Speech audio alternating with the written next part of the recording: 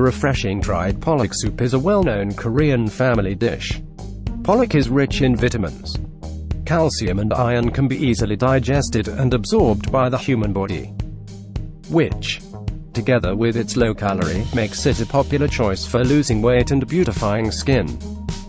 In addition, the high protein content of dried Pollack can be converted into amino acids that aid in sobriety, improving the liver's ability to metabolize alcohol. That is why it is the beloved hangover soup in Korea.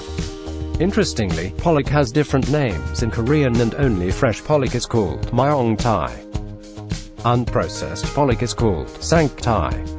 Frozen Pollack is called Dongtae. And dried Pollack is called Bugok or Hwangtae, depending on the processing method. Pollack roe is also a common ingredient. If Pollack is wind-dried in a relatively warm seaside for about 1 month after its guts are removed, it is called Bugok.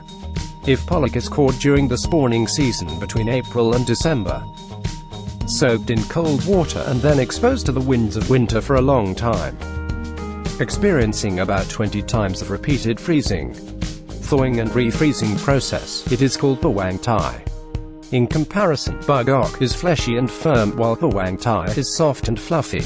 清淡爽口的干明太鱼汤是一道非常普及的韩国家常料理。干明太鱼富含维生素、钙质和铁质等，而且很容易被人体消化吸收，加之热量很低，被视为瘦身、养颜的佳品。